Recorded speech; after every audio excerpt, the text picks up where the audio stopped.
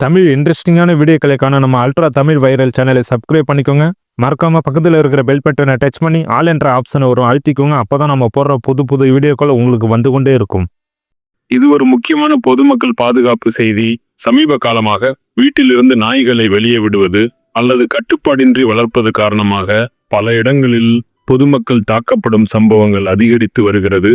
சில நேரங்களில் இது சாதாரண காயம் மட்டுமல்ல, உயிருக்கு இட்செல்ஃப் ஆபத்தாக மாறுகிறது. இப்படிப்பட்ட சூழ்நிலையில நாம் எப்படி நம்மை பாதுகாத்து கொள்ளலாம், இந்த வீடியோவில் முழுமையாக பார்க்கலாம் வாங்க.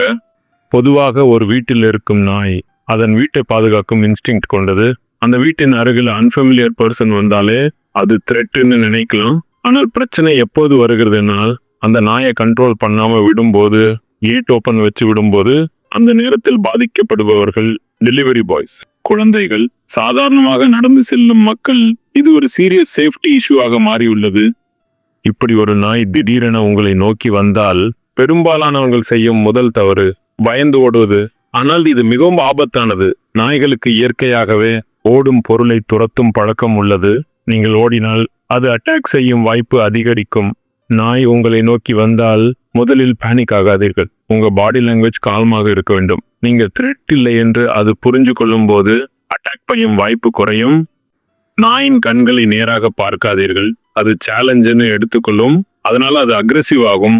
அதற்கு பதிலாக சைட் லுக் மெயின்டைன் செய்யுங்கள். உங்களிடம் பேக், வாட்டர் பாட்டில், அம்ப்ரெல்லா போன்றவை இருந்தால் அதை உங்கள் முன்னாடி வச்சு கொள்ளுங்க. இது ஒரு பேரியராக செயல்படும். நாயை டிஸ்டன்ஸ்ல வைக்கும். நாய் முன் சத்தமாக கத்துவது அதை இன்னும் அக்ரெசிவ் ஆக்கும். அதற்கு பதிலாக மெதுவா கால்மா பேசுங்க. போ போ என்று சாஃப்ட் டோனில் சொல்லுங்கள்.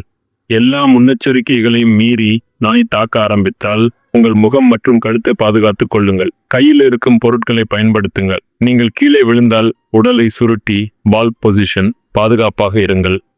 நாய் கடித்த உடனே காயத்தை சுத்தமான நீர் மற்றும் சோப்பு கொண்டு 10 முதல் 15 நிமிடங்கள் கழுவ வேண்டும். உடனடியாக மருத்துவரை அணுக வேண்டும். நாய்க்கடி சாதாரண விஷயம் அல்ல. ராபிஸ் போன்ற நோய்களுக்கு காரணமாக இருக்கலாம். இது உயிருக்கு ஆபத்தானது.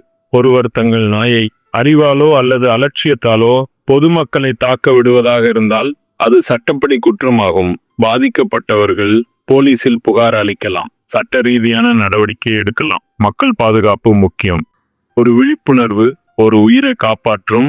இந்த தகவல்கள் உங்களுக்கே டீல். உங்கள் குடும்பத்திற்கும் உங்கள் நண்பர்களுக்கும் மிகவும் முக்கியமானவ.